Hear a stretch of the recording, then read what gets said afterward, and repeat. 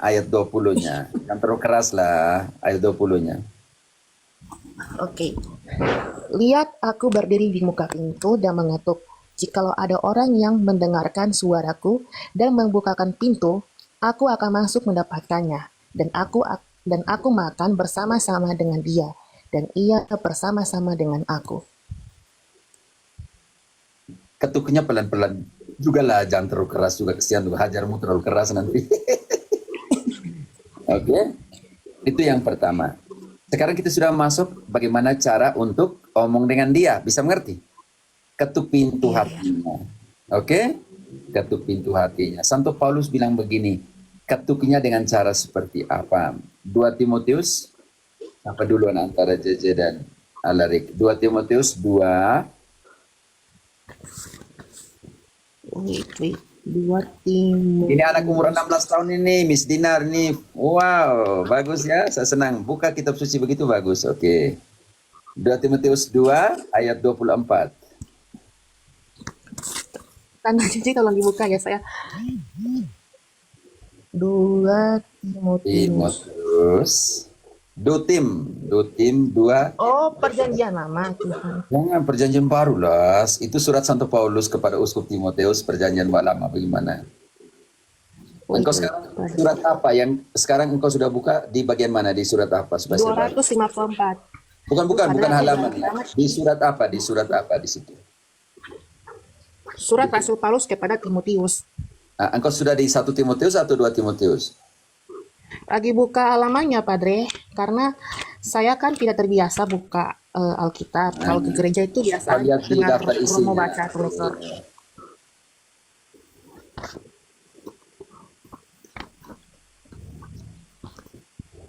Dia anak Miss Dinar, teman-teman, anak pelayan altar, jadi 16 tahun, jadi kita harus tabah juga, oke?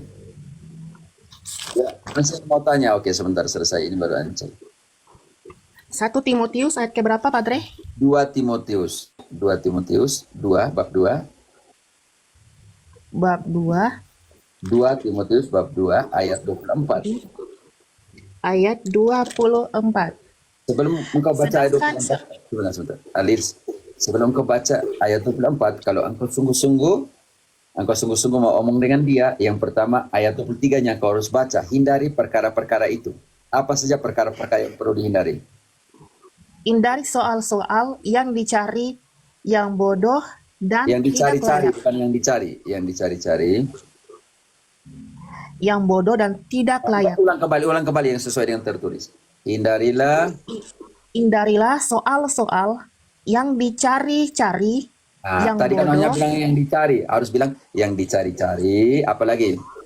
yang bodoh dan tidak layak. Apalagi?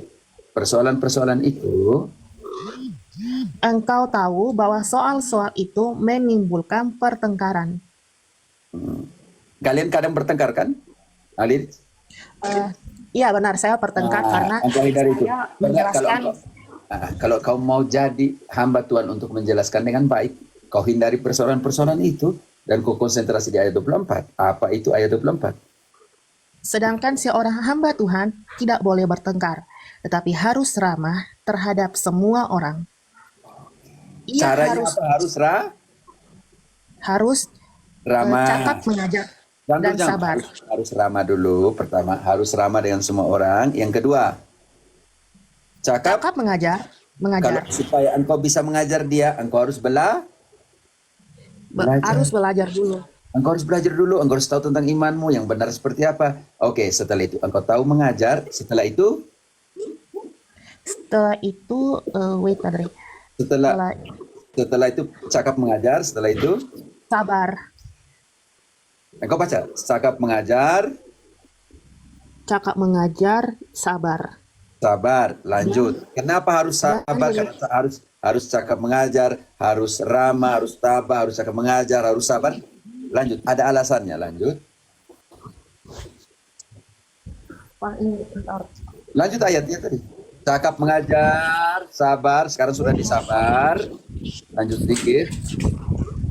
Konsentrasi di ayat situ, konsentrasi, jangan lari tempat lain, konsentrasi di situ. Ada ayat saya, Pak. Tidak apa? bagus.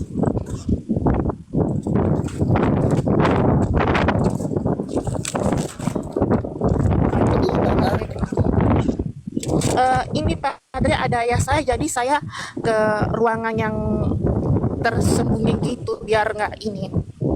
Tidak apa. Bapakmu tidak suka kamu baca kitab suci?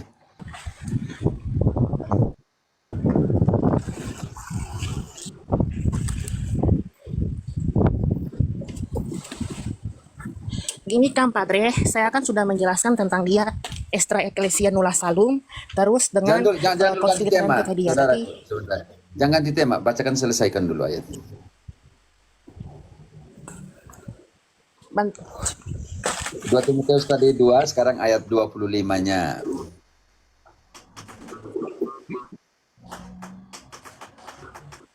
Ya teman-teman harus mengerti secara psikologis anak-anak umur 16 tahun, jadi kita harus mengerti juga. Oke.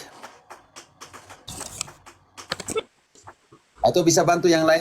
dan Oke. Dan orang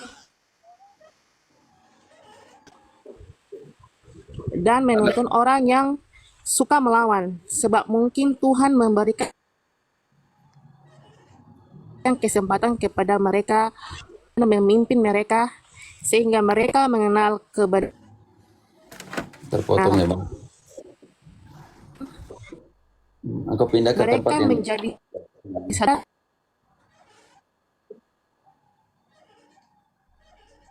iblis ya bantu dulu karena engkau bantu karena dia sinyalnya parah jadi susah. Ayat 25, dan dengan lemah lembut dapat menuntun orang yang suka melawan. Sebab mungkin Tuhan memberikan kesempatan kepada mereka untuk bertobat dan memimpin mereka sehingga mereka mengenal kebenaran.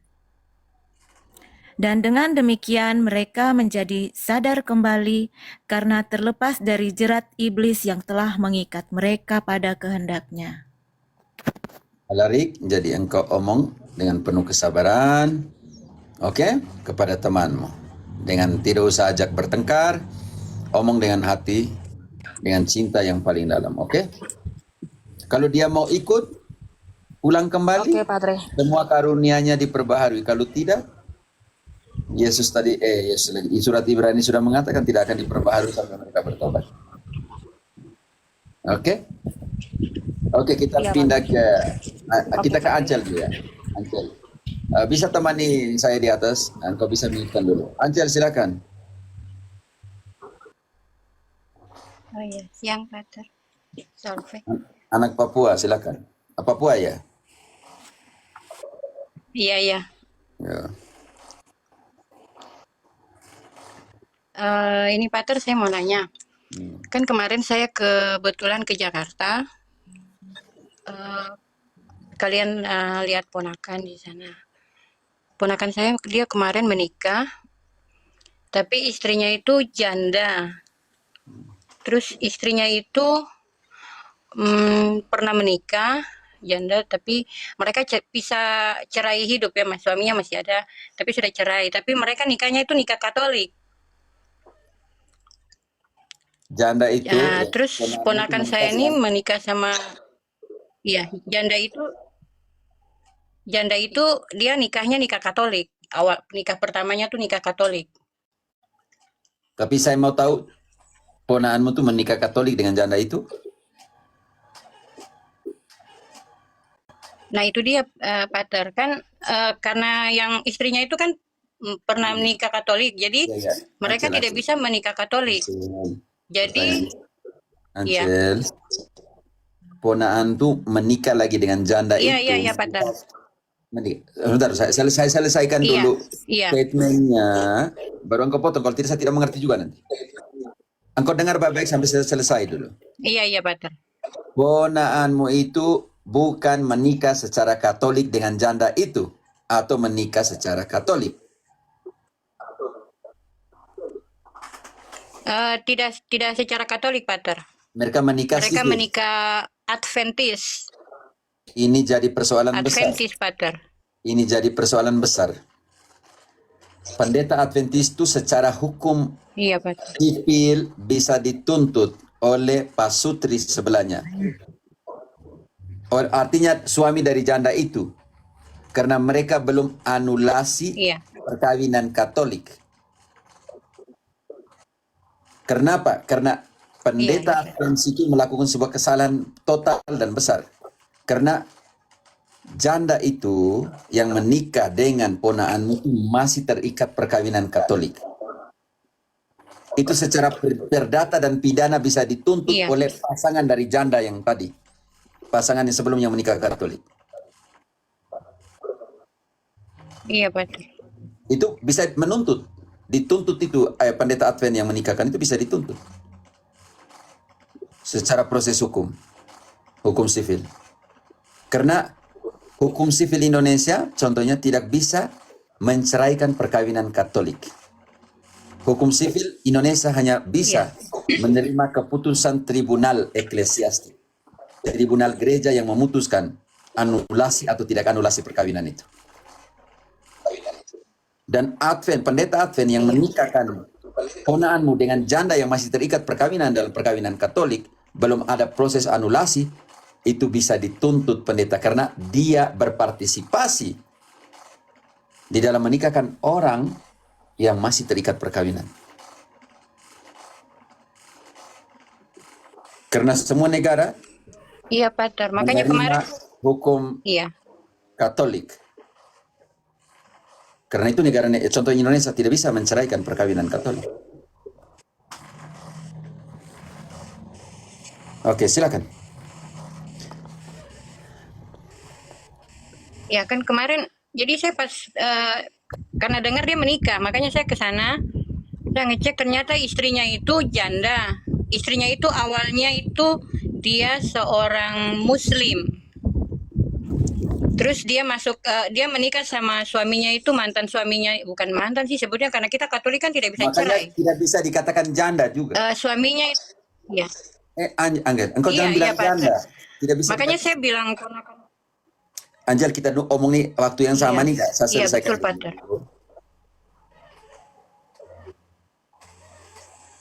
Masuk kau jangan dulu menyahut kalau saya Iya, masih Pater, omong. silakan. Biar kau omong saya dengar.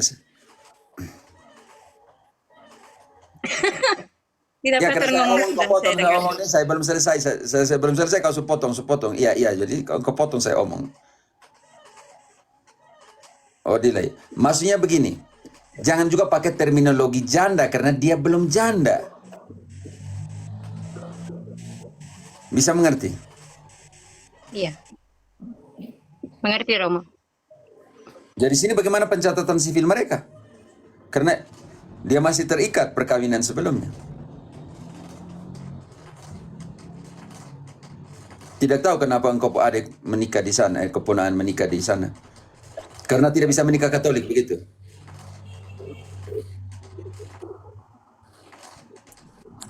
Tolong dong. Iya, Pater, karena Tolong dong pendeta-pendeta Protestan. saya Kamu jawab. belajar sedikit hukum sivil apa semua. Jangan kamu buat amburadul dan ketidakteraturan dalam perkawinan seseorang.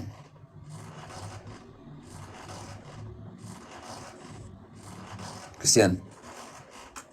Saya juga kesian kau adik. Kau punya ponaan.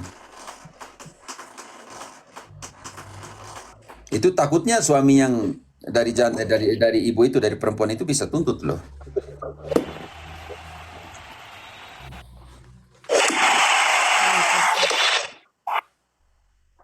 Ini jadi persoalan besar nanti. Kalau mau bisa dituntut pendeta sampai pendeta karena menikahkan orang yang masih terikat perkawinan sebelumnya. Tidak tahu pendeta menikahkan orang seperti itu dengan tujuan apa. Dan yang kedua, tidak ada pernikahan sakramen di Protestantisme karena mereka hanya punya 2 sakramen, pembaptisan dengan perjamuan kudus. Berarti menikah di Protestan itu ada hubungan apa? Tidak, bukan sakramen. Kenapa menikah di sana? Bukan sarana pengudusan.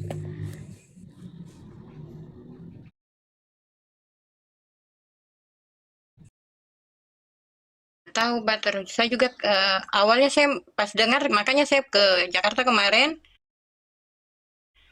Saya marah kan karena apa dia kan masih lajang, terus kenapa tidak cari yang masih yang bukan janda lah mungkin ya gitu kan. Oh, Terus itu saya yang tidak, bikin itu saya marah itu enggak, itu saya tidak bisa urus karena keputusannya untuk mengirim siapa, hanya tidak melihat baik-baik situasi, kondisi. iya. Saya mau tanya lagi ini Romo, maksudnya gini Pater, kan dia punya anak dua, anaknya sudah dua. Saya kan kemarin karena saya marah, saya mau ambil anak-anaknya itu untuk mau dibaptis di gereja Katolik. Eh, apa itu bisa, Pak Pater? Anaknya siapa? Ponaanmu atau anaknya perempuan itu? Anaknya ponaanmu atau anaknya perempuan itu? Anaknya ponakan saya, kan anaknya kembar. Dengan perempuan itu maksud saya. Iya, iya Pater. Iya, anak dosa. Oh, anak-anak tidak membawa dosa orang tuanya.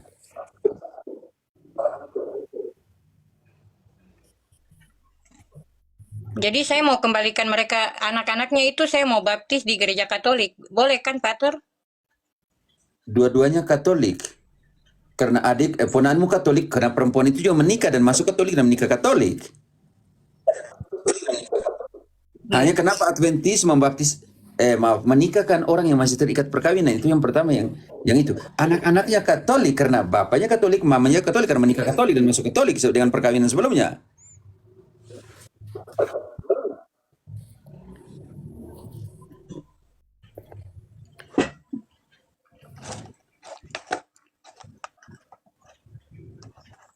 Maksudnya kalau dalam pengertian ini anak-anak punya hak dibaptis karena bapaknya Katolik, ponaanmu Katolik, dan mamanya tuh yang mama dari kedua kembar itu anaknya Iya, itu Katolik. Karena apa? Karena menikah di Katolik dan jadi Katolik, menikah di Katolik dulunya.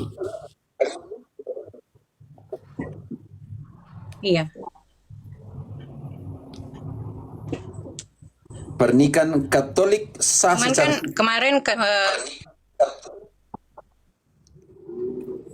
tolong yang sudah saya jawab dulu yang tadi, kalau tidak ada mungkin copy paste. Yang sudah menikah Katolik itu diakui secara sivil. Hanya harus buat pencatatan sivil baru kalian telah menikah dengan dokumen yang dibawa dari gereja. Engkau bisa mengerti itu. Anak anak dari ponaanmu Katolik karena mamanya Katolik, menikah Katolik. Dan dia Katolik.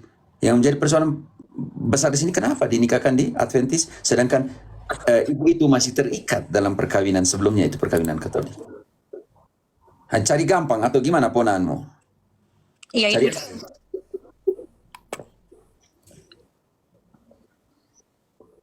Karena mereka tidak bisa nikah Katolik, Pater. Jadi mereka ambil jalan ke apa? Istrinya itu kan dia sudah pisah sama suaminya, terus dia ikut Adventis, masuk ikut gereja itu, terus mereka nikah di situ. Tapi dia masih terikat perkawinan Katolik. Iya, Dia itu memasuk yang saya Adventis, dia memasuk apa? bantah mereka di situ.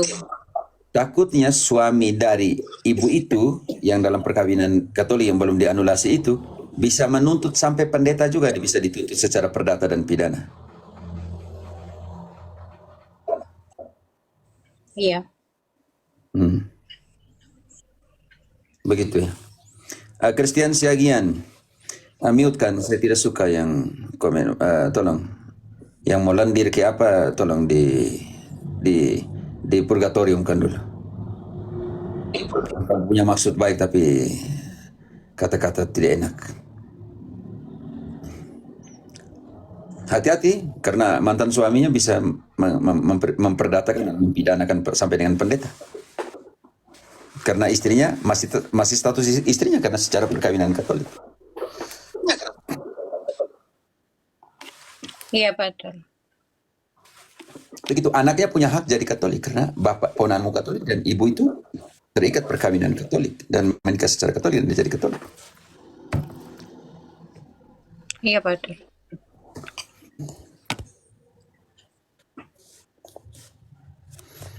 Oke, seperti itu. Bisa mengerti, Ansel? Oke, di sini ada Wina, ada Erlin. Halo Erlin. Ya, halo Pater, selamat pagi. Ansel, engkau mute-kan dulu. Oke. Selamat pagi juga waktu Indonesia. Dari mana? Dari belakang mau ke depan atau mau ke samping, Erlin? Salam kenal Pater, saya dari Paroki Santo Thomas, Kelapa II, Depok, Jawa Barat. Tapi engkau Pulau Gatin bukan orang Jawa. Iya, bukan ya. Engkau dari NTT, Ambon. Ada darah Makassarnya, Pater. Tapi tidak kasar toh? Tidak. Ya makanya ini bukan anak-anak, bukan gue lulu nih, bukan. Oke, silakan, Erlin. I- i- Enggak sih, tadi Pater kayaknya tap-tap layar malah kepencet naik. Oh, tidak Ada pertanyaan. Oh iya, siap Pater.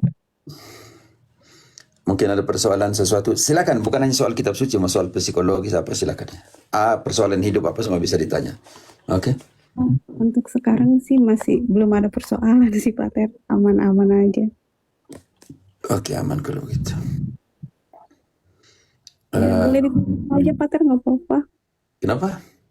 Diturunin aja nggak apa-apa Pater, tadi salah pencet. Sampai sini masih ada room santis ya. Sampai ada yang paksa hukum naik baru, hukum naik paksa naik baru itu. Oke, Vina. Vina.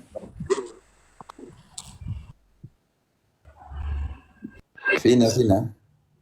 Vina. Vina Linda. Kalau yang tidak jawab ya. Selamat pagi Romo. Tidak jawab, ini turunkan cepat. Oh ya, ada anaknya. Selamat pagi Romo. Ya, silakan kalau ada pertanyaan silakan. Ini Vina saya tidak- tanya Romo. Ini kan saya punya suami tuh Romo. Dia sudah pindah di Kristen, Protestan atau Kristen apakah saya tidak tahu juga sejak 4 tahun yang lalu. Saya mau tanya Romo, apakah kalau begitu tuh Romo bisa kita melayani seperti suami yang layak seperti begitu Romo? Kalau dia sudah pindah begitu tuh Romo, apakah dia masih seperti maka masih bisa melayani lah begitu Romo atau jangan saja? Melayani apa? Maksudnya dalam dalam hidup kita ini Romo toh, karena dia Engkau atau sudah suami? pindah begitu toh Romo. Dia yang sudah pindah. Suamiku, Dia sudah pindah. suamiku pindah di Protestan. Engkau tidak pindah Protestan.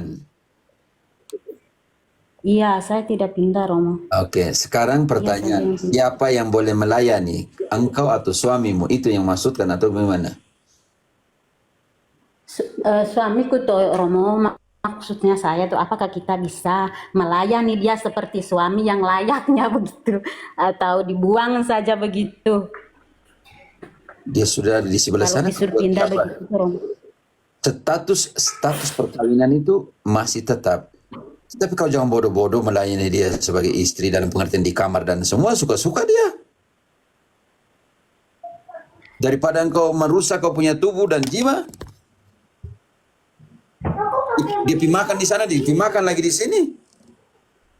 Itu lagi Romo yang saya pikir selama Enak-enak laki-laki seperti ini. sudah 4 tahun yang lalu dia Romo. Lalu dia pulang cuma makan di rumah. Dia tinggalkan kau dengan kau anak-anak. Dia sekarang pergi ke tempat lain makan di sana. Sekarang pulang mau makan lagi di situ.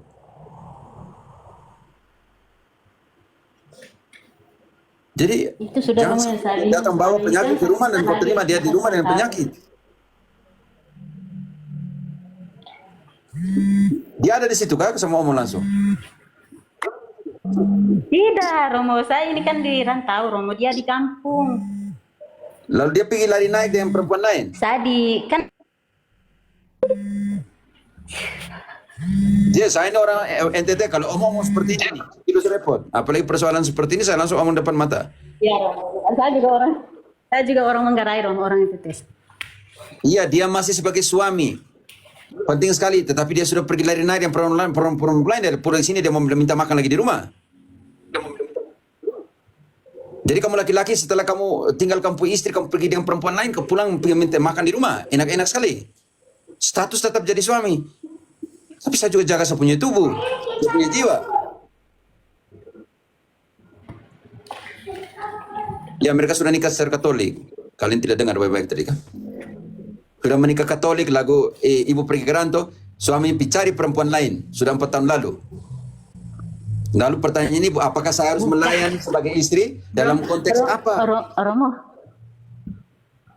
Iya. bukan Romo salah dengar. Maksudnya saya bukan pergi cari. Dia pindah ke agama Protestan, Romo. Bukan pergi selingkuh, bukan pindah Makanya ke engkau agama ngomong baik-baik tadi. Protestan. Dia pindah Protestan. Masih tinggal dengan engkau di rumah. Iya, masih tinggal bersama satu rumah begitu tuh, Romo. Waduh, kenapa dia pindah Protestan?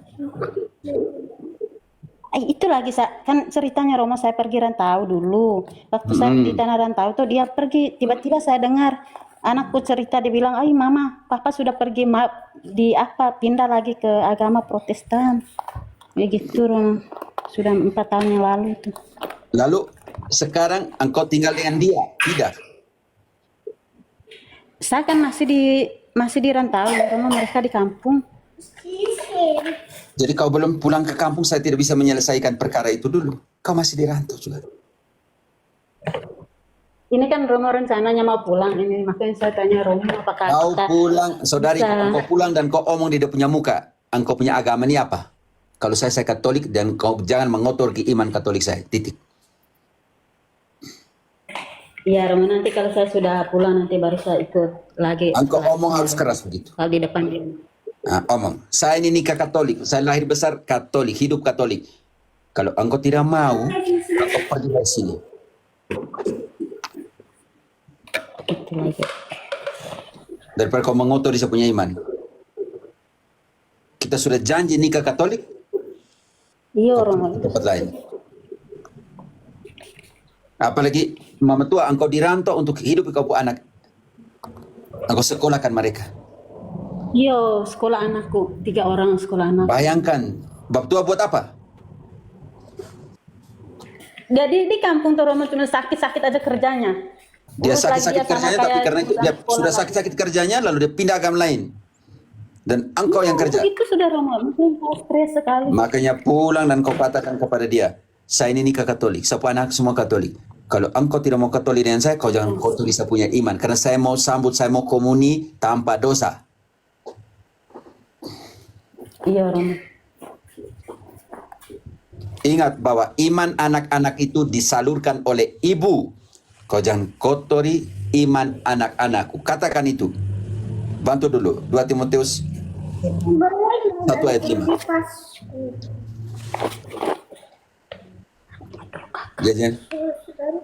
2 Timotius 1 ayat 5. Iman anak-anak itu diterima dari siapa?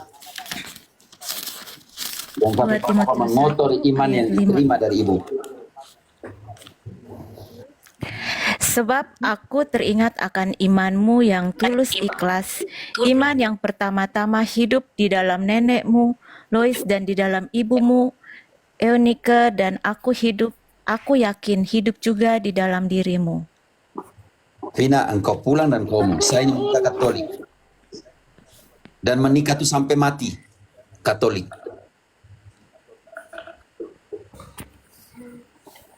Ya, Kau jangan percaya saya punya iman. Saya mau pergi komuni, saya mau pergi misa, saya mau terima sambut baik.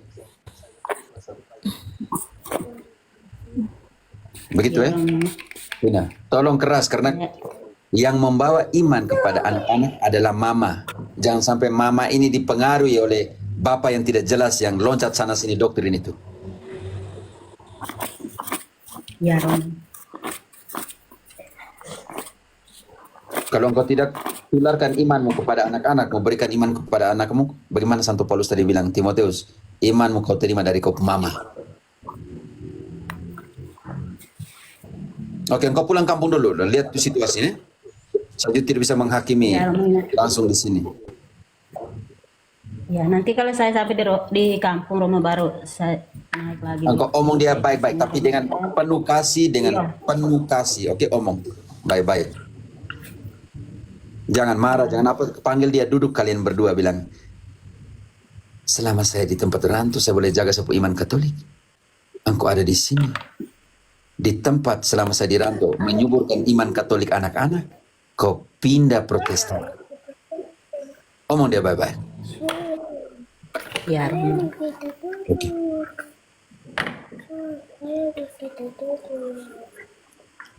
Saya om baik-baik, jangan. Ini yang bahasa di bawah ini orang NTT semua nih pasti. Engkau jangan baca di bawah ya, Vina. Saya boleh jaga saya punya iman Katolik di rantauan, kau di tanah rantau, di sini kau tidak jaga iman anak-anak lagi, kau pindah Protestan lagi. Ini kurang ajar, kita sudah di rantau kerja untuk kau juga, di sini kau jaga iman anak juga, kau tidak bisa, kau pindah Protestan lagi. Mudah nikah Katolik. Beratan pun kita yang kembali lagi nanti.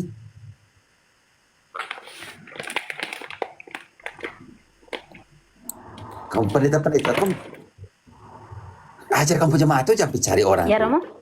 Tidak, kasih tahu untuk pendeta-pendeta itu. Ajar kitab suci kamu jemaat itu jangan pergi rampas-rampas jemaat itu kah. Kamu cuci mereka ke otak itu kalian.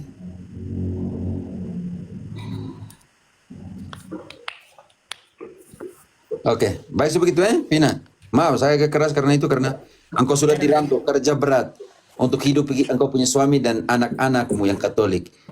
Engkau jaga kau iman Katolik di tanah rantau dengan harapan ketika engkau menyerahkan semua yang terbaik untuk anak-anak dan istri dan suamimu, pikirnya dia jaga iman yang kalian berikan kepada anak-anakmu, ternyata dia kasih tunjuk teladan yang parah pergi ke Protestan. Sedang kau kerja untuk mereka.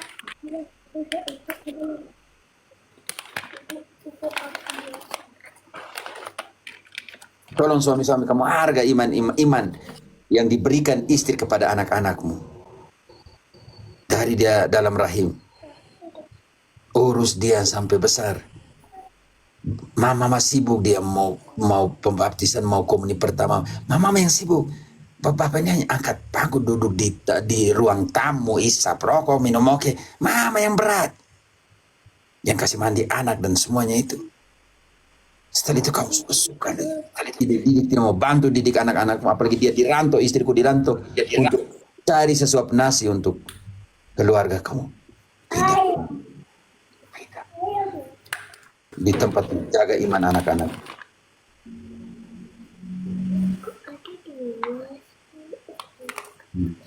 Baik Vina, saya mute-kan karena ada suara anak di situ. Ya, Romo, makasih banyak. Salam Romo. Mau lanjutin yang tadi, Romo, yang Bu Vina.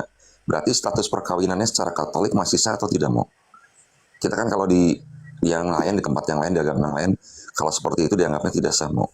Gimana? Sedangkan kesulitan kita sebagai umat Katolik itu kan, kita kan harus anulasi segala macam kalau mau berpisah dan mencari yang baru. Makanya udah dicontohin dengan... Mereka tidak berpisah, Jemi. Mereka suaminya tinggal dengan anak-anak di rumah. Vina ada di tempat perantauan cari kerja. Suaminya ini masuk Protestan, tapi masih di dalam rumah. Tapi suami Vina ini ada di perantauan, pergi cari kerja. Ngerti Romo, ngerti. Nah berarti status perkawinannya itu gimana, Mo? Masih sah kan, Mo? Kasusnya Ansel tadi, dia punya ponaan menikah dengan yang bilang Janat, yang perempuan yang menikah Katolik. Masih statusnya masih perkawinan, belum anulasi. Bagaimana dengan kasusnya Vina? Lebih tidak bisa lagi. Lebih tidak bisa lagi ya, Mo. Sedangkan kita tahu kan kalau misalkan Protestan itu kan, misalkan Bunda Vina ini, Ibu Vina ini coba apa istilahnya membaiki suaminya gitu ya, istilahnya menuntun kembali ke arah Katolik. Tapi kalau yang kadang kan kita tahu sekali kalau Protestan itu kan sangat ekstrim, Mo. Tetap dia. Jadi ada dua berarti, Mo. Yang satu suaminya tetap Protestan, Ibu Vina tetap Katolik nanti. Pada akhirnya kan nanti, pada akhir-akhirnya nanti kan perceraian juga nantinya, Mo. Kalau saling, apa namanya, saling masing-masing keras gitu, Mo. Gimana tuh, Mo? Tidak ada perceraian dalam Katolik, Jemi. Jadi engkau pakai terminologi salah di situ. Oh iya, ya, maaf, Mo. Selama tidak ada proses anulasi, itu bukan perceraian. Dalam kasusnya Ansel punya ponan, istrinya dalam pengertian dinikahkan di Adventis masih terikat perkawinan Katolik. Sekeras apapun pendeta ini bisa dituntut. Ya itu pelanggaran hukum mau yang kasus Anten itu kan pelanggaran hukum juga mau. Karena kan undang-undang. Saya anjurkan, Vina, omong keras dengan kau suami. Saya kerja untuk kasih makan kalian. Kau dididik hanya untuk didik anak dari dalam iman Katolik, sudah tidak bisa. Kau pindah lagi Protestan. Kalau kau makan, kau punya Protestantisme di sana. Daripada kau makan yang saya kerja untuk kau. Padre, takutnya nanti suaminya Tante Vina ini pengaruhi iman anaknya. Kan saya sebagai remaja kan, saya tahu anak-anak sekarang itu gampang dipengaruhi oleh orang tuanya gitu. Alfred, tidak usah cemas karena anaknya yang melapor kepada Bu Vina. Tidak usah cemas, yang itu saya tidak usah cemas.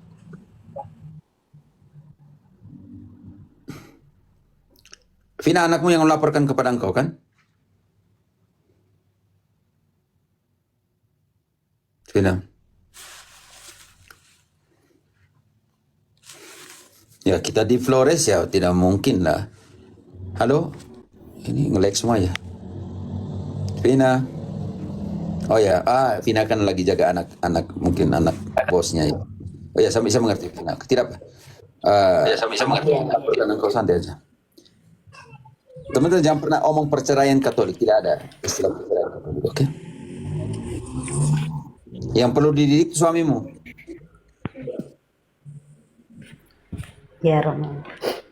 Oke, omong keras yang dia ya. Sering saya bujuk juga si Romo, tapi dia masih. Tidak usah bujuk, langsung omong keras. dengan agama. Saya ini cari makan untuk kalian. Hanya kau jaga iman anak saya, tidak bisa kau tunjuk teladan dicari iman di tempat lain. Ya, Bu Vina masih jaga anak, jadi anak bosnya di tempat perantauan, jadi tidak bisa juga dia hidupkan mic-nya terus. Oh tidak, saya bisa mengerti Vina. Omong dia keras, kita tuh menikah Katolik dan sampai selamanya pernikahan. Kau jangan sangkal kau penjanji pernikahan.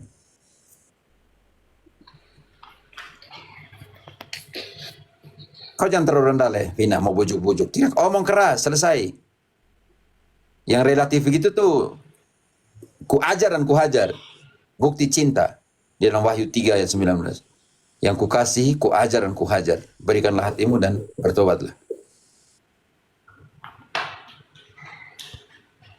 Kita yang kerja setengah mati, jelaskan iman Katolik.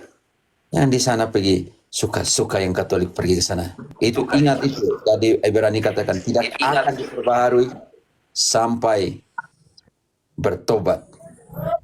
Karena kalian menghina Kristus depan umum dan menyalibkannya dalam hidupmu.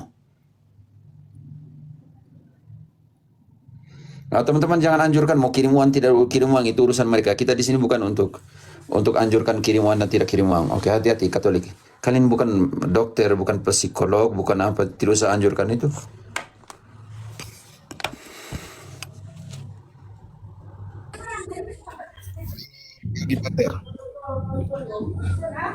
Oh, silakan. Teman-teman yang sudah tanya bisa Begini, Pak. di bawah kah? Saya lagi setengah jam, saya mau tidur. Pater, jadi saya menceritakan teman saya Pater, cewek dia masih bujang, dia dari Muslim Pater. Kemudian dia dapat seakan mujizat itu penglihatan Yesus datang pada dia, Pater. Kemudian dia tunjuk gambar ke saya semua. Yesus minta untuk dia jalan kebenaran. Tapi sekarang dia sudah bergabung dengan salah satu denom Protestan. Kemudian setiap jam 6 dia novena kepada Bunda Maria. Saya teruskan ke TikToknya dia untuk gabung dengan Pater dan saya sudah sampaikan untuk tanya langsung ke Pater. Tapi beliaunya belum aktif nih Pater. Dia pertanyakan saya apakah salah atau tidak itu. Kemudian dia mau cari tahu Secara kebenaran doktrinal Katolik. salah besar sekali karena di Protestantisme tidak ada devosi kepada Bunda Maria. Jadi Ya, dia Pater, baru benar, mau Pater. mengenal. Hanya dia mau. Oh ya Pater. Hanya dia pernah ke biara tapi jauh dari Ambon. Dia sekarang tinggalnya di Ambon Pater. Dia mau cari gereja Katolik, mau mengenal Katolik tapi jauh dari tempat tinggalnya. Jadi saya minta dia gabung masuk ke komalnya Pater untuk belajar di dalam. Oke. Ya, saya tidak bisa omong di sini karena saya harus dengar dari dia dulu, oke? Ya Pater.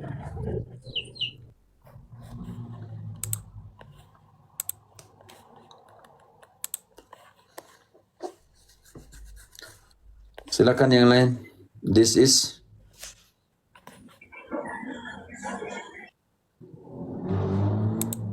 halo, this is Salve Pater. Saya mau tanya soal apa ya? Kemarin di paroki sini itu waktu perayaan Santo Yosef menyanyikan madah kemuliaan. Apakah itu tuh boleh, Pater? kalau hari raya boleh. Baik, terima kasih.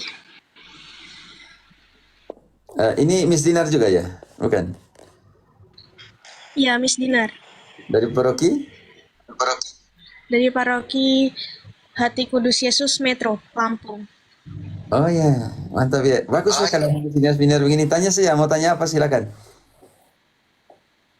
Kalau jadi ada Sudah itu saja, tingkatan Pak. 3 tingkatan perayaan. Jadi memori atau peringatan, pesta dan hari raya. Semua yang berhubungan dengan hari raya bisa dinyanyikan Gloria atau kemuliaan, oke?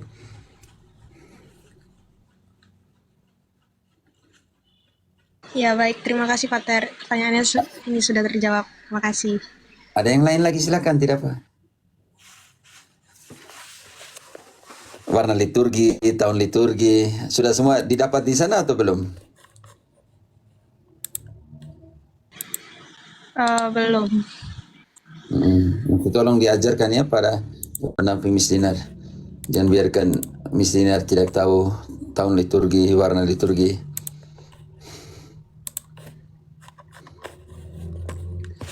Kalau untuk warna-warna liturgi sudah pernah diberitahu, kalau tahun liturgi itu belum tahu. Karena ada hubungan tahun liturgi dengan warna liturgi.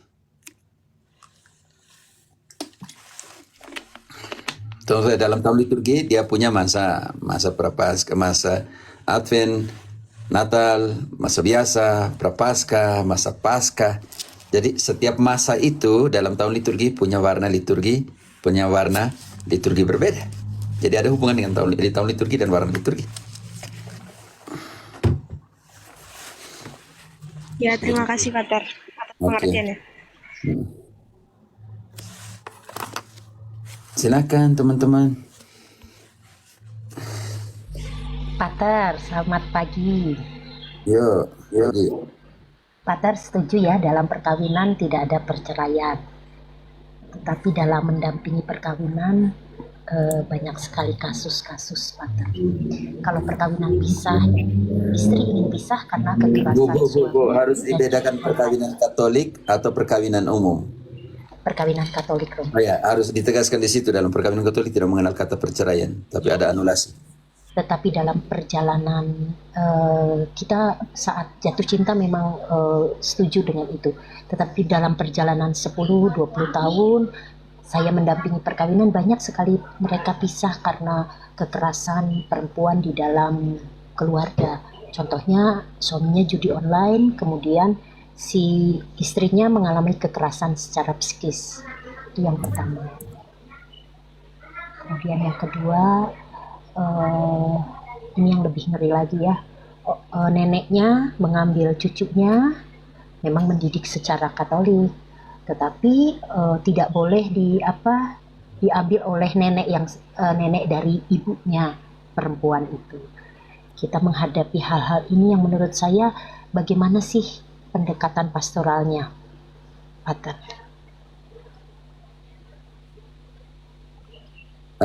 Persoalan bukan ada di setelah menikah, bukan ada di sebelum menikah. Persoalan selalu muncul setelah menikah. Yang ini kita namakan itu terjadi kesini ketimpangan secara pastoral, bukan hanya perkawinan, yaitu post sakramen. Kita selalu mendampingi orang sebelum sakramen, tetapi tidak mendampingi orang sesudah sakramen. Kita mendampingi anak-anak kita sebelum komuni pertama, tetapi setelah komuni pertama tidak mendampingi lagi mereka. Karena itu hanya datang untuk komuni pertama, setelah itu hilang. Kita hanya mendampingi sebelum krisma, tetapi tidak mendampingi orang-orang muda setelah krisma. Post krismanya di mana? Karena masuk pernikahan, kita hanya mempersiapkan pasutri sebelum menikah. Tetapi post perkawinan itu tidak ada struktur skema pendampingan. Kalau pertanyaan ibu tadi, bagaimana secara pastoral? Ya sudah, perbanyakan kembali, bukan kembali, perbanyakan buat program di paroki setelah perkawinan, pertemuan dengan pasutri-pasutri setelah mereka kawin, menikah.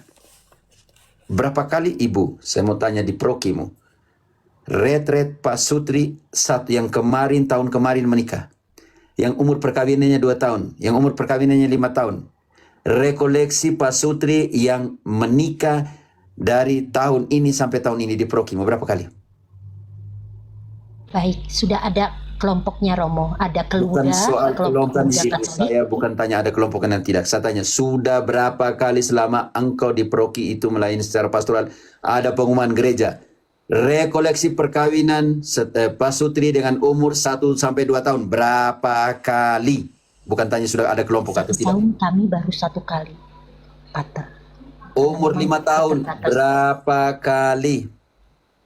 Jadi memang kami membuatnya per 5 tahun jenjangnya, jadi ada keluda itu 1 kali. 1 tahun hanya kita programkan 1 saja.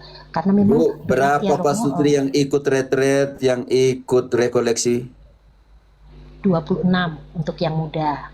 Selama menikah di tahun di paroki itu hanya selama 5 tahun itu hanya 26 pasutri. 98, tetapi kan mereka kerja katanya. MI Pendampingan mengadakan juga. seperti apa supaya mereka bisa ikut? Nah ini belum kami lakukan memang, Pater. Karena itu untuk pos sakramen yang lain. Setelah Krisma, berapa kali dipanggil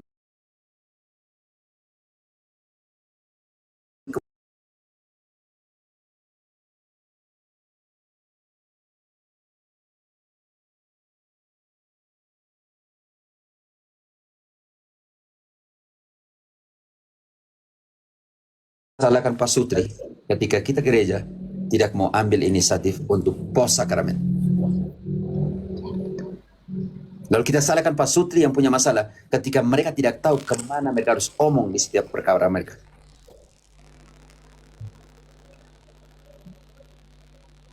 Berapa kali kita terjun, pastor-pastor paroki terjun kepada pasutri-pasutri yang bermasalah, atau kita hanya tunggu di pastoran ketika mereka datang, kalau tidak datang selamat tinggal.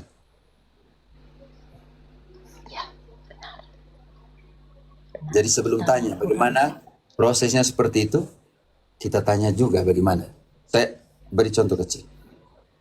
Di paroki-paroki yang waktu saya kerja, punya 4 kaki meja pendampingan untuk pasutri sebelum mereka menikah. Kaki pertama, tubuh fisik. Kita panggil dokter. Umat kita punya, jelaskan kesehatan dalam keluarga. Kaki kedua, kaki sosial, dalam meja kehidupan. Kita panggil psikolog.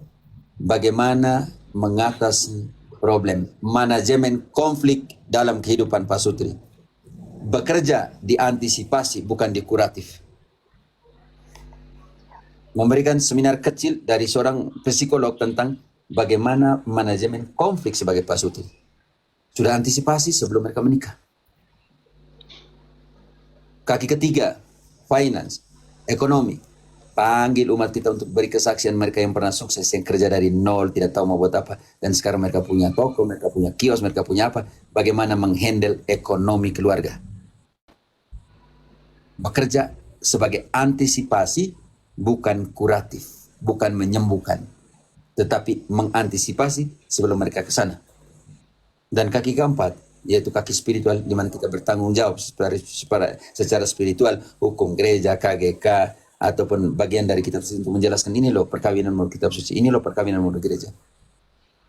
Karena itu, bekerjalah bukan dalam proses kuratif, melainkan proses antisipatif. Gampang sih, orang jatuh dulu baru sembuhkan. Susah setelah itu tinggalkan apa? Bekas luka.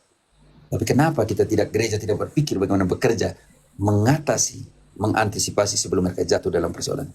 Atau ketika mereka masuk dalam konflik, mereka tahu manajemen konflik dalam pasutri. Ini jadi persoalan ibu. Karena ibu tadi saya lihat kelihatan bahwa kalian bekerja lebih kepada kuratif, berusaha untuk menyembuhkan setelah terjadi luka, tapi tidak bekerja di antisipatif sebelum luka itu terjadi. Bagaimana harus bekerja? Baik, berarti ada tim kesehatan, finansial, psikologis, spiritual ya. Saya ambil contoh di sini. Saya tidak mengatakan dipraktikkan. Jejar. Ya betul. Saya mengakui bahwa yang baru berefleksi setelah kejadian. Tekan antisipasi. Baik. Sebenarnya untuk wadah, mereka masuk ke CAP, kursus evangelisasi pribadi. Tetapi tidak semua anak muda mau masuk ikut itu. Beda Ini juga Ibu. menjadi PR. Lebih kepada orang tua bukan kepada orang muda. Cari wadah lain. Baik, siap. Persoalan Kalau wadah, Ibu, kami di sini untuk yang Krisma, kami siapkan 1 tahun. Tiap akhir pekan mereka punya sekolah di paroki. namanya apa? Dengan persiapan untuk Krisma. Mereka punya buku pegangan, ada buku pegangan ada di bawah. Itu mereka punya buku pegangan besar tentang doktrin gereja Katolik, juga tema-tema apologetika seperti ini. Benar-benar akhir pekan paroki sebagai tempat sekolah untuk calon komuni pertama 1 tahun. Mereka dari Februari sampai dengan Desember formasi untuk komuni pertama. Untuk Krisma 1 tahun gembleng calon-calon Krisma. Tiap minggu terakhir dalam bulan sekolah untuk orang tua calon Krisma dan calon komuni pertama. Ya, orang tuanya juga ya di dalam. Karena itu iman Katolik Indonesia masih dalam lautan berenang. Tapi Amerika Latin gigih mempertahankan iman. Karena itu apologet besar dunia itu lahir di Amerika Latin. Berapa sistem persiapan Krisma di kita punya di Indonesia di paroki? Pertemuan mingguan calon Krisma atau berapa kali 1 bulan? Kami untuk komuni pertama 6 bulan, Pater. Kalau untuk Perkisma selama ini yang saya dampingi 5 bulan. Tapi Kalau tidak kami- ada kelanjutan yang Kami di seperti Amerika Pater buat. Latin itu 1 tahun untuk Krisma, 1 tahun untuk komuni pertama, setiap akhir pekan mereka ke gereja. Berarti kan dibuat mungkin pra dan setelah ya. Jadi 6 Bukan, Bu. gitu ya. Persiapan sebelum Krismas 1 tahun kalau kami Amerika Latin di Kolombia ini. 1 tahun dengan buku pegangan. Saya ambil buku pegangan supaya kita semua tahu.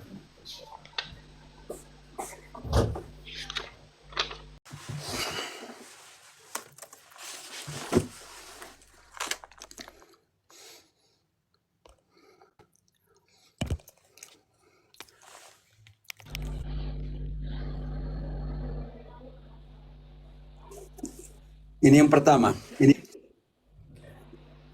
hidup dengan Kristus. Itu untuk Krisma. Besar sekali. Tebal ya.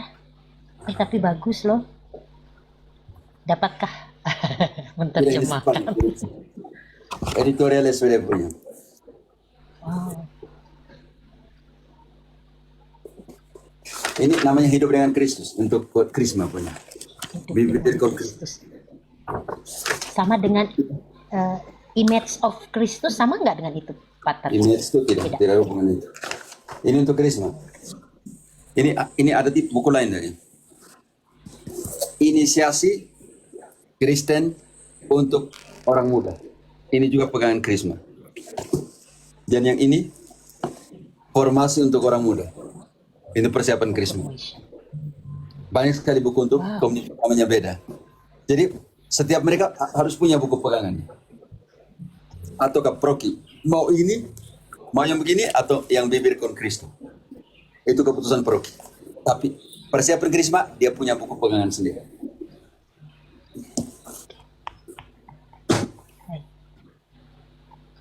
Makanya pertanyaan saya, bahan Krisma yang diberikan di Indonesia apa saja untuk orang muda? Di antaranya pertama hidup dalam Roh Kudus, ada 13 pertemuan hidup dalam Roh Kudus, bagaimana daya Roh Kudus, bagaimana kita bertindak melakukan kegiatan ya berkaitan semuanya tentang Roh Kudus. Sebentar saya ambilin. Salah, Bu. Saya yang di atas meja Sekarang kalian harus tahu sakramen Saya di Krisma atas itu meja untuk apa, Ibu? Sakramen Krisma itu untuk apa? Bantu dulu kami. Bantu KGK 1285. Fungsi dari sakramen Krisma itu untuk apa? Supaya kalian siapkan orang-orang untuk Krisma. Untuk apa setelah mereka Krisma? Ibu titik. Fungsi untuk apa sakramen Krisma? Setelah sakramen Krisma mereka buat apa? Kami engkau siapkan 1285. KGK. Ya, baik Pater. Bu Tatik, saya mau tanya karena engkau katekis, sakramen Krisma untuk apa? Sakramen Krisma diutus. Jadi Untuk fungsi apa? sakramen Krisma bagi seseorang yang menerima Krisma adalah diutus supaya mereka kuat menjalankan tugas perutusannya. Ibu harus baca KGK 1285 supaya ibu mengerti kenapa sakramen Krisma. Siap. Berarti ibu belum baca fungsi dari sakramen Krisma sebagai katekis. Bantu dulu kami. Oh, ya, baik. Terima kasih Romo. Ya, Bu Tati, saya bacakan dokumen gereja ya 1285 tentang sakramen penguatan. Ini KGK ya. Bersama dengan pembaptisan dan ekaristi, sakramen penguatan atau krisma membentuk sakramen-sakramen inisiasi Kristen yang kesatuannya harus dipertahankan. Jadi, perlu dijelaskan kepada umat beriman bahwa penerimaan sakramen krisma atau penguatan itu perlu untuk melengkapi rahmat pembaptisan. Tahan dulu, Frater. Yang pertama fungsinya melengkapi rahmat pembaptisan. Yang Rahmat kedua, pembaptisan. yang kedua, Inisiasi. sebentar ibu. Berkat sakramen penguatan atau krisma, mereka terikat pada gereja secara lebih sempurna. Yang kedua, yang pertama melengkapi pembaptisan. Yang kedua, terikat secara sempurna di dalam misi gereja. Yang ketiga, Dan diperkaya dengan daya kekuatan Roh Kudus yang istimewa.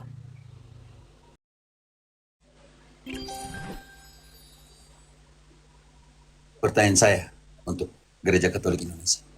Sejauh mana orang-orang muda dipersiapkan untuk mampu membela imannya dalam perkataan dan perbuatan?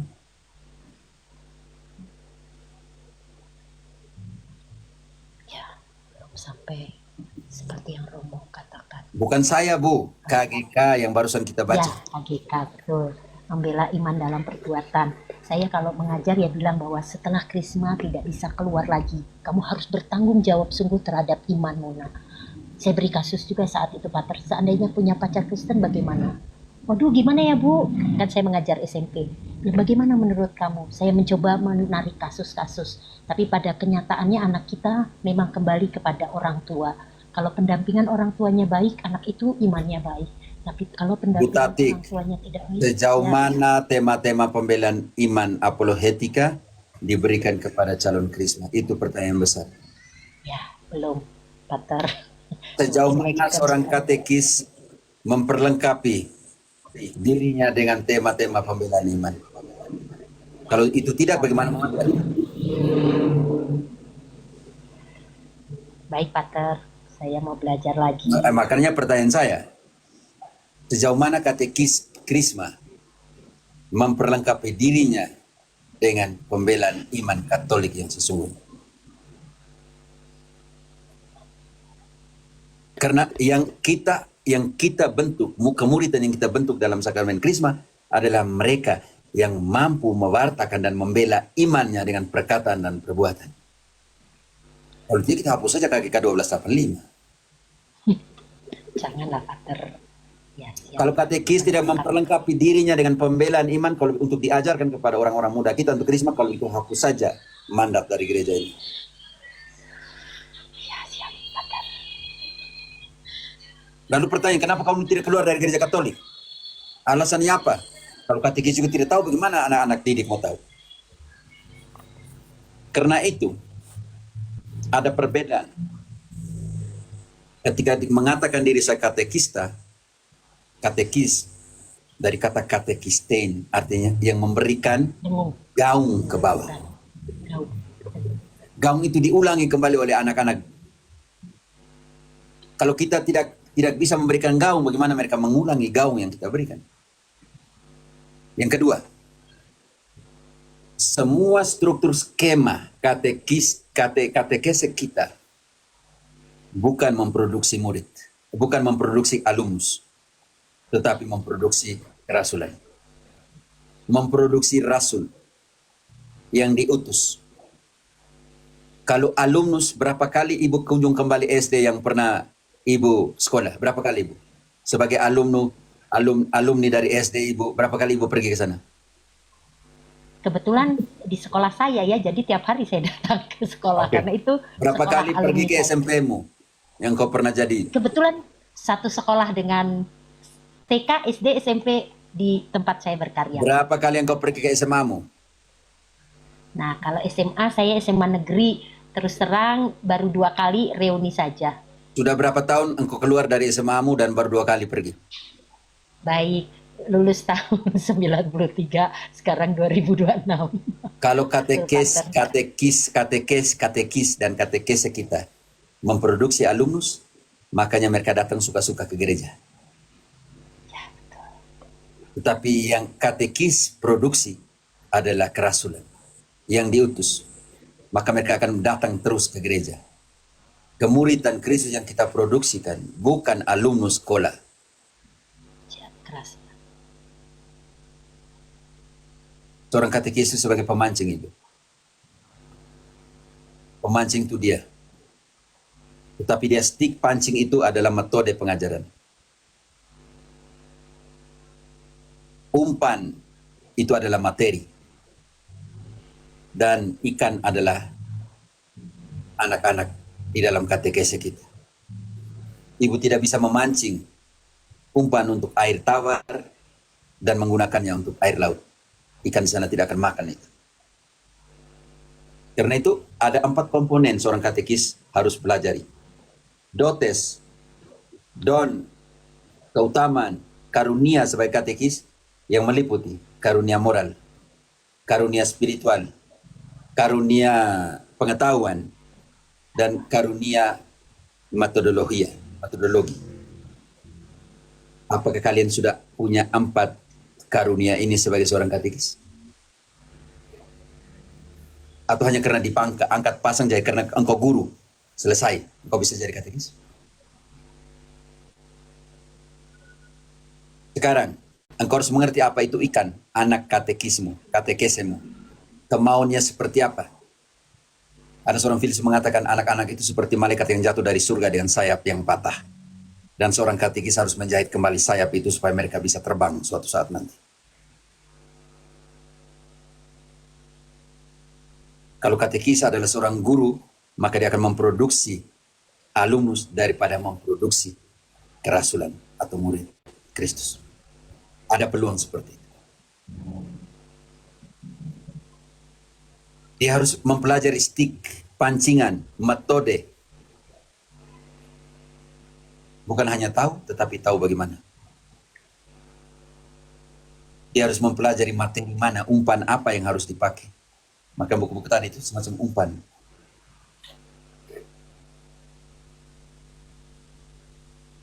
Di sini ada buku pegangan untuk katekis dan buku pegangan untuk anak katekis. Panggilan untuk semua katekis yang sudah bertahun-tahun tapi tidak pernah memperbaharui dirinya sebagai katekis. Itu seperti menebang pohon dengan kapak yang sama tapi tidak pernah mengasahnya.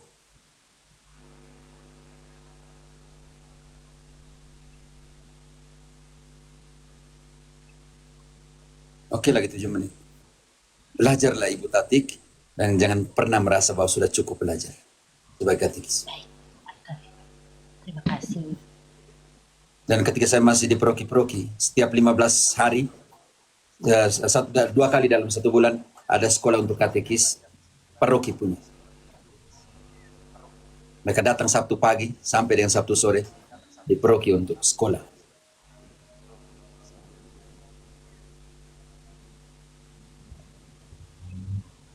Saya ada di tempat ini juga belajar dari Pater ya, banyak hal tentang ini memang saya akui perlu banyak belajar, mencari metode, mengasah karunia, mencari pengetahuan lewat buku yang dibaca dan metodologi. Ibu, lihat aja semua buku itu. Setiap kali mengajar, setelah mengajar baca kembali. Termasuk Calvin punya di atas, Luther punya di atas.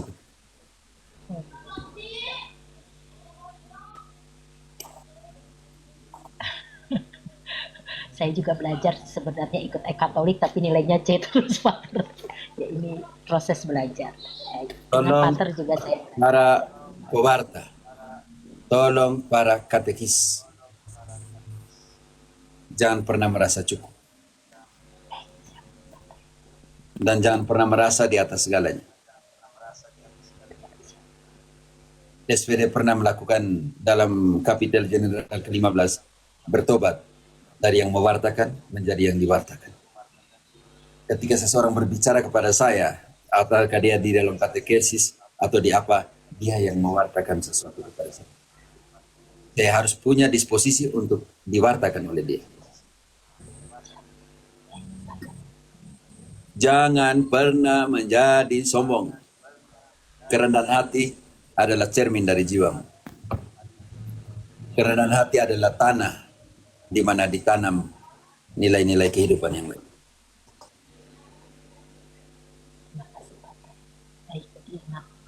Jangan pernah jadi katekis untuk dilayani. Sebab aku datang bukan untuk melayani, bukan untuk dilayani, melainkan untuk melayani. Jangan lupa katekis, cari domba yang hilang. Jangan tunggu di gereja saja. Berapa kali kita yang katekis ini tahu di mana tempat tinggal rumah dari anak-anak katekis kita? Bu Tati, berapa kali kau pergi ke rumah mereka? Tadi malam baru berjalan dengan suami saya mendoakan ibunya yang sedang sakit. Bukan hanya soal sakit, berapa dari anakmu, anak-anak katekesimu? Kalau itu 50, apakah engkau sudah kunjung 50 rumahnya? Tidak sampai 50, Pater. Saya punya anak katekumen itu 9. Katekumen saya anak-anak. Katekumennya beda, kita tinggalkan katekumen. Kita ini omong tentang krisma dan komuni pertama. Kalau komuni pertama ada 30, Pater. Sudah kunjung Setiap semua Senin mereka? kita bertemu. Sudah Belum kunjung pernah. semua Kalau punya rumah? untuk yang komuni pertama belum, Pater. Sudah berapa kali sekolah untuk orang tua dibuat? Kemarin rekoleksi sudah dilakukan minggu Bu kemarin. sekolah, saya bukan sangat- bilang rekoleksi sangat berbeda. Ya kalau sekolah belum loh, Pater. Kami belum Tiap- ideal seperti Pater. Bukan soal ideal, pertemuan dengan mereka setiap minggu pertama dalam bulan atau minggu keempat. Contoh kecil. Kami 3 bulan sekali. Nanti rekoleksi bersama orang tuanya. 3 bulan sekali. Berapa kali PR diberikan untuk orang tua? Belum diberikan PR. Itu yang namanya katekesis keluarga, family. Orang tua dibinkulasikan, dibuat berpartisipasi dalam persiapan anak-anak. Jadi ada pertanyaan untuk orang tua, ada pertanyaan untuk anak-anak, dan mereka harus jawab. Kami baru WA grup saja, Pater. Bukan Bu. Ketika kalian beri tugas untuk anak-anak, berilah tugas juga untuk orang tuanya. Juga untuk orang tua. Belum dua pihak. Betul. Hanya ke gereja, Pater. Kemarin dalam rekoleksi oleh psikolog Ibu Wida mengatakan, ayo kita ke gereja bersama. Artinya anak mengajak orang tua ke gereja, orang tua mengajak anak. Itu saja, Pater. Kami pernah melakukan investigasi untuk mengetahui persoalan apa yang sedang dihadapi oleh anak-anak dan orang tuanya. Jadi hari pertama katekesis, kita minta anak-anak tulis surat untuk orang tuanya. Di sana kita mengetahui semua persoalan yang ada di sana. Jadi perjalanan katekesis selama 1 tahun juga membantu anak-anak kita, orang-orang muda kita, bisa manajemen konflik yang ada di rumah mereka. Bagaimana anak yang dikirim kepada kita, sedangkan mereka datang dari situasi seperti apa, kita tidak tahu. Surat untuk orang tua itu, sedih juga ya. Ternyata rumah seperti ini, saya mau mama seperti ini, bapak seperti ini. Oh ternyata anak-anak ini datang dari sebuah konflik keluarga. Bagaimana kita bisa menghandle selama perjalanan mereka selama katekis selama 1 tahun itu, bisa manajemen konflik yang ada di rumah mereka, membantu mereka untuk itu. Pater, permisi Pater. Jangan tanya lagi karena sudah mau jam 11 saya tidak layani, oke? Tanya tunggu besok. Oh baik, so ini RR yang saya cerita tuh dia mau naik tapi jam berapa Pak? Sudah jam 11 saya Yang still saya cerita tadi itu Pak ya? Nanti besok kalau mau besok jam 8.30. Sebentar malam kalian punya malam. Makasih. Sudah jam 11 malam di sini. Tidak bisa. Malam jam berapa Pak? Saya selalu jam 8.30 atau 9 waktu Indonesia Barat. Oh iya Oke, baik Pak. Dia mau belajar tuh dia dari Ya, dia belajar Muslim masuk Kristen. karena saya di sini malam. Saya satu orang yang tidak bisa tidur setelah jam 11. Oke Pater, lupa mengurus Pater. Tidak marah, santai saja. Maksudnya datang lebih cepat supaya itu. Karena besok kalau mau, sebentar mana waktu kalian? Jam 8.30 atau 9, oke? Oke Rere, itu dengar Rere. Sebentar ya, 8.30 Rere. Malam. Indonesia Barat, oke. Oke Pater. Atur dulu. Ya, baik. Saya mau tutup juga tuan nomor kita semuanya. Terima kasih. Berarti terima kasih, Jaja, terima kasih.